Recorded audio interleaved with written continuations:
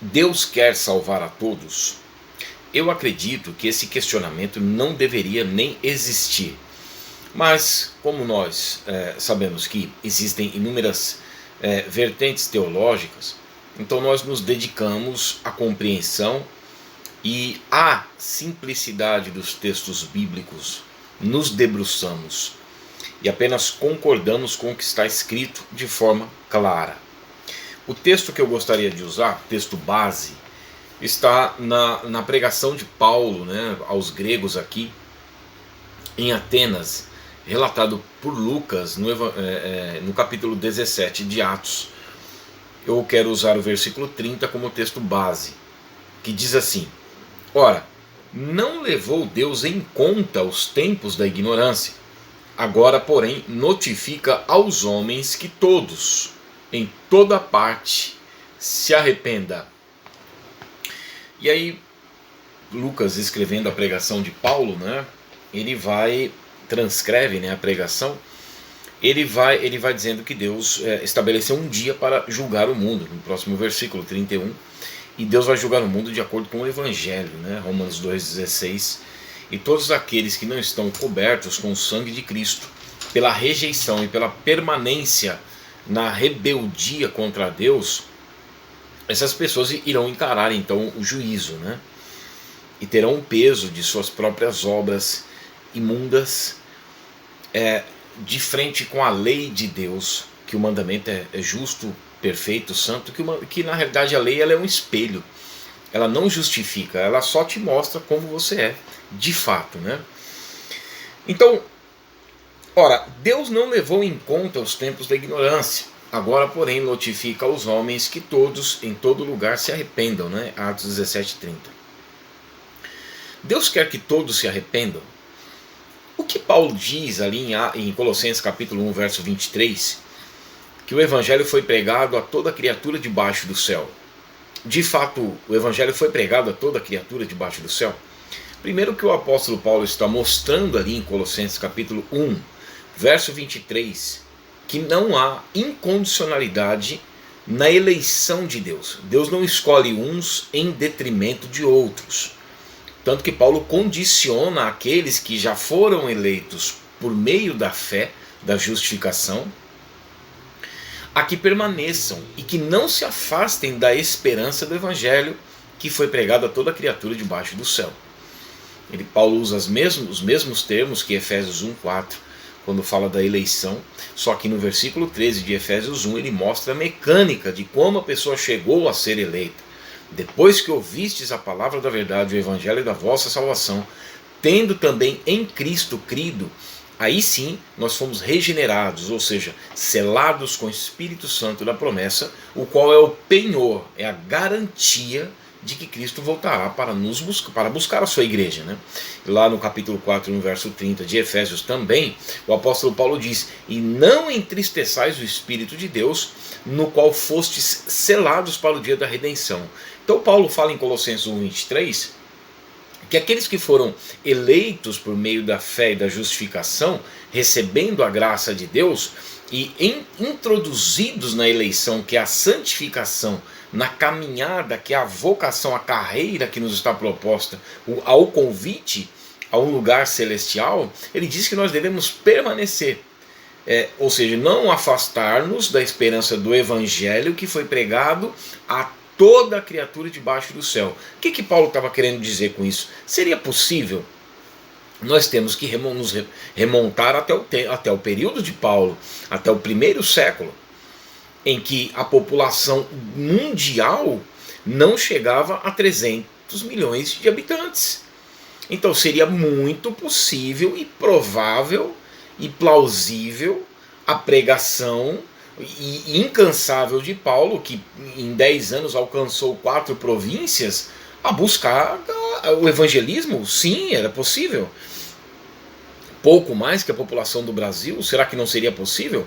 A uma igreja comprometida, a um apóstolo incansável? Então o que Paulo tinha em mente era de fato alcançar a todos, a pregação do evangelho a todos. Agora alguns dizem assim: não, mas tem que pregar a todos e só os eleitos ali é que vão receber o evangelho. Ora, seria um chamado falso Seria um chamado ilusório se aquela pessoa é eleita incondicionalmente, predestinada incondicionalmente, ela vai crer. Ela vai crer. Não há possibilidade de se perder. Agora, se o evangelho é para ser pregado, e Jesus disse para ir por todo mundo e pregar o evangelho a toda criatura, que a palavra de Deus é taxativa, por isso que não tem acordo, batizando-os em nome do Pai, do Filho e do Espírito Santo, ou seja, a pregação é para isso, é para você, aquele que crê e for batizado é que será salvo. Então não tem concessões, então a pregação é para alcançar sim, e o ser humano fica responsável pela rejeição. Essa falácia de que o calvinismo não nega a responsabilidade humana, só que Deus já havia decretado que o ser humano, que alguns não iriam crer, ou a grande maioria, e mesmo assim o ser humano fica responsável, isso não tem lógica nas escrituras, porque como é que uma pessoa pode resistir se Deus de fato falar, vai ser feito dessa forma? Não tem como você agir de outra forma. Então como a pessoa pode ficar responsável? Aí alguns dizem assim, mas você quer entender a Deus pela lógica humana. Não é pela lógica humana, é pela narrativa bíblica, né?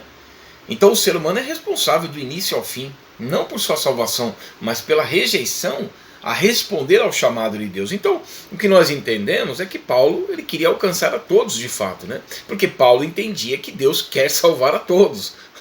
Não é verdade? Então o que podemos tirar da narrativa de Paulo aqui em Atos 17:30, né? É interessante que no capítulo 17, Paulo está aqui agora em Bereia, um pouco antes, e ele diz que os de Bereia eram mais nobres do que os de Tessalônica, porque eles receberam a palavra de Deus de bom grado. De bom grado significa com alegria, com disposição, com vontade de receber, de ouvir. E o fruto disso era o exame diário das Escrituras. Nós fazemos um comparativo com Mateus capítulo 13, versos 10 a 15, em que o próprio Senhor Jesus disse, e dali Jesus passa a falar por parábolas, em que eles receberam a palavra de mau grado, de má vontade. Isso, o fruto disso é o desprezo às Escrituras. Se o fruto de Bereia, dos bereanos, era o exame diário das Escrituras, porque receberam-na com alegria, o fruto, porque Jesus diz que a árvore é reconhecida pelos frutos, Mateus 12:33.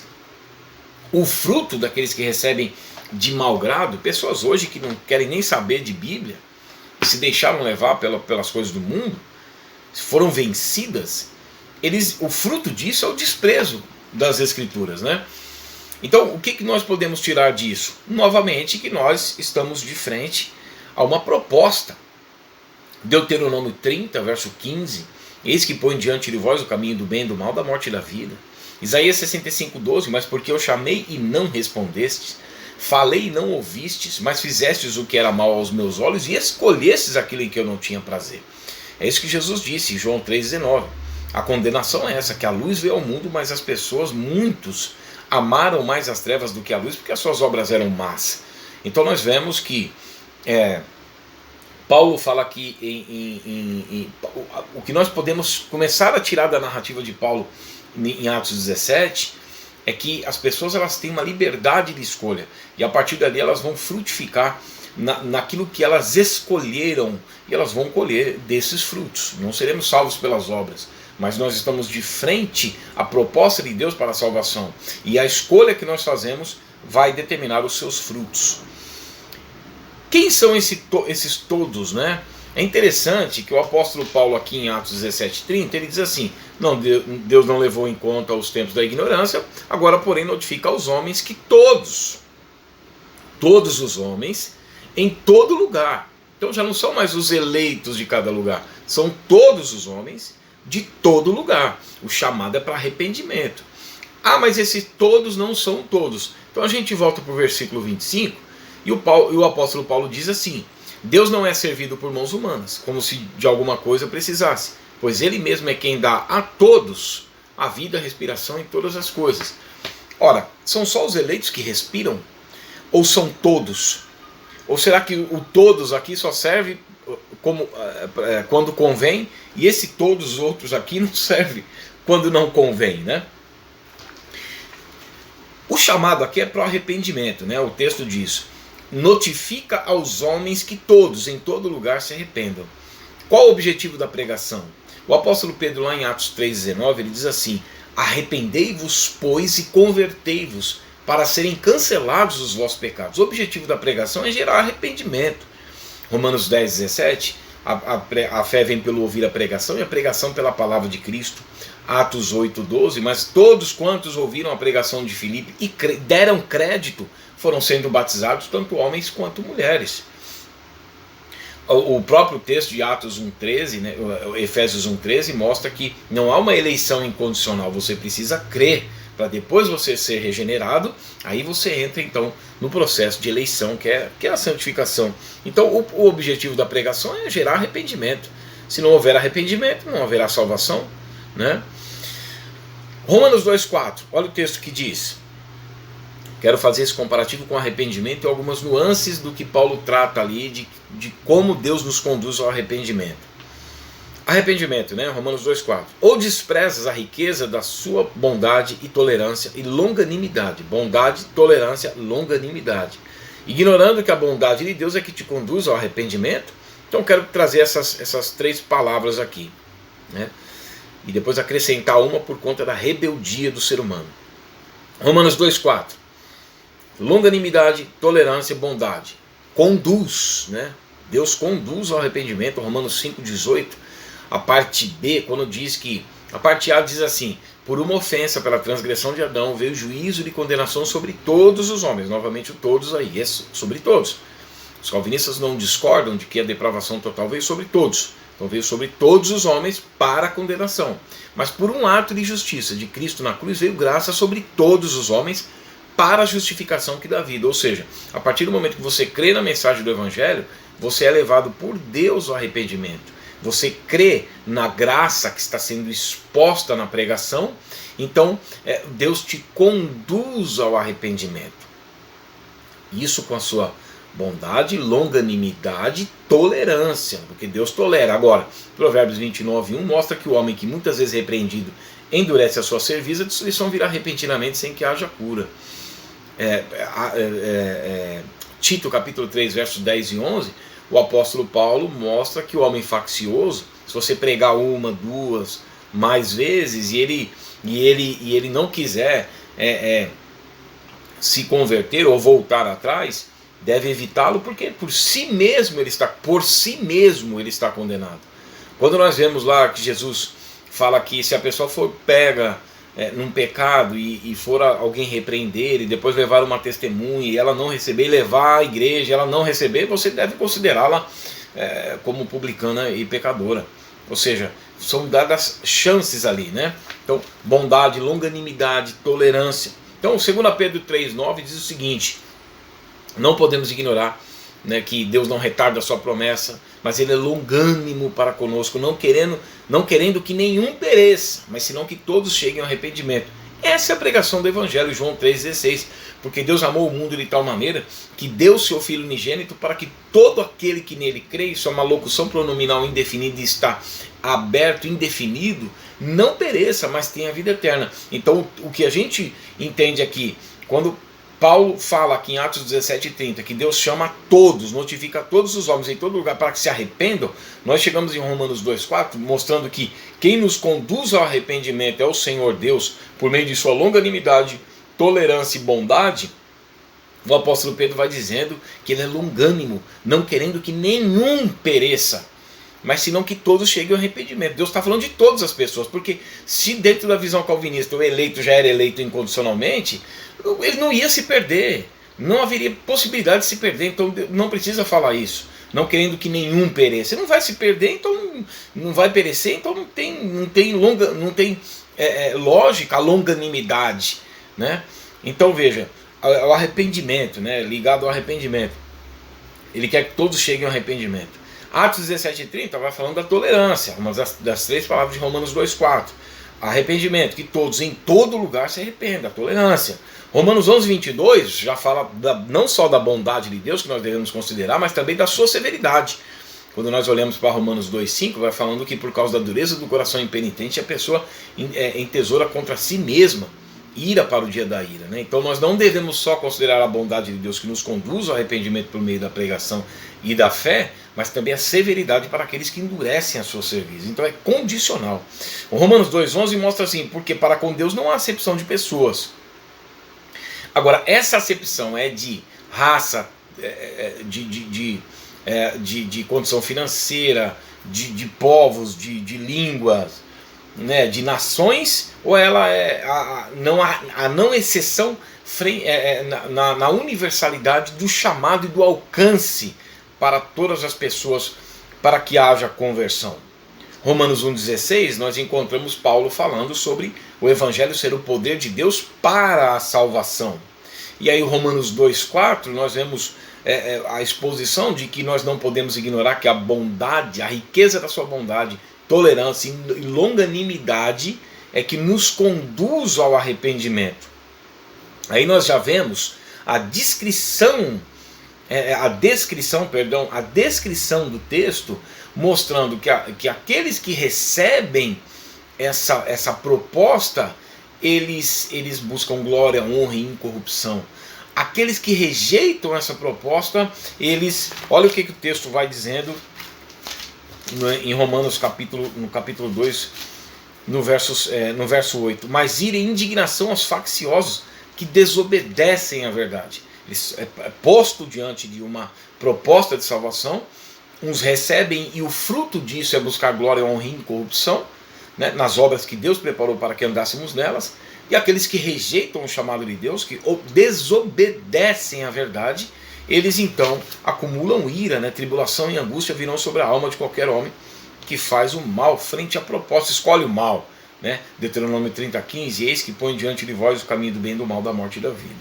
Então, para com Deus não há acepção de pessoas, é não exceção, ele chama a todos, né? Romanos 2,11. Por quê?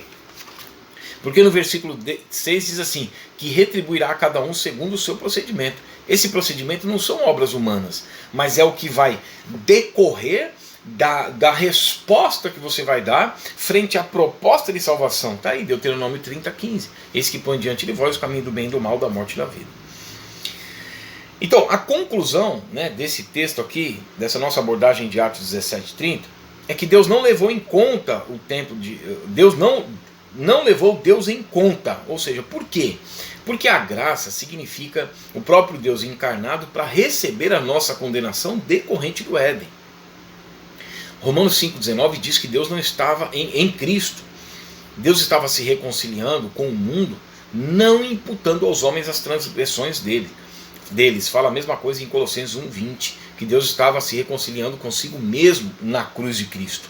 Por quê? Porque ele condena o pecado no corpo físico de Cristo. Por isso que Deus é encarnado para poder sangrar, para poder ser a oferta, né? A vida de toda a carne está no sangue, sem derramamento de sangue não há remissão de pecados.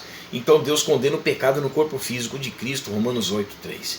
Uma outra coisa também que nós devemos levar em consideração é Deus não levou em conta os tempos da ignorância. O que isso significa? A palavra diz em Romanos capítulo 5, verso 12 a 14, todos pecaram, ainda que não à semelhança da transgressão de Adão. Não temos culpa do que aconteceu. Então nós fomos afetados por esse pecado, então nós estamos num tempo de ignorância. Agora há aquele momento em que o Evangelho é colocado diante dos nossos olhos. Há o momento em que Deus chama a conversão, abre o entendimento, convencimento do Espírito Santo para que possamos perceber o nosso estado. Jó capítulo 36, versos 8 a 12, mostra claramente isso, que Deus abre os olhos para que possamos ver o nosso estado, e aí já acabou o tempo de ignorância, e chama a conversão. É exatamente o que diz em Atos 17:30, meus irmãos. Tá bom? E para encerrar, notifica-os que se arrependam. E aí vem a pregação, Romanos 10:17, para que nós possamos entender qual é o chamado e o propósito do Senhor Deus. E aí a pessoa já fica, ela já fica agora indesculpável. Por isso que o texto de Romanos capítulo 1, verso 18 a 28, mostra que o homem fica indesculpável. Por quê? Porque Deus se revelou. O que de Deus se pôde conhecer se fez manifesto no meio deles, e por isso se tornam indesculpáveis. Aí sim Deus os entrega, porque eles rejeitaram. O fato de Deus chamar a todos está fundamentado naquilo que é o fundamento do seu trono, Salmo 89, 14. O fundamento do trono de Deus é a justiça, né? Então Provérbios 11, 1, Provérbios 16, 11, Provérbios 20, 10, Levítico 25, versos 13 a 16, mostra o caráter de Deus no seu padrão de julgamento, em que encerrou a todos debaixo da desobediência, para com todos usar de misericórdia no tocante à graça da reconciliação de Deus consigo mesmo, em que jogou todo o pecado decorrente do Éden na carne massacrada de Cristo como oferta em resgate pelo pecado, Isaías 53, 10 e Romanos 8, 3, por isso que João fala, eis o Cordeiro de Deus que tira o pecado do mundo, João 1, 29, João Batista disse. Então ele usou de misericórdia para com todos nesse quesito, só que agora ele chama a todos, e aí eu quero encerrar com o texto de Atos capítulo 17, verso 30, que foi o texto da nossa abordagem, em que diz, mas agora, porém, notifica aos homens que todos em todo lugar se arrependam. Amém? Então, o desejo de Deus, sim, por sua justiça, é salvar a todos. Não serão todos salvos, porque os textos bíblicos mostram que muitos permanecem em rebeldia com relação ao Filho, com relação à oferta de Deus pelo pecado. Deus abençoe.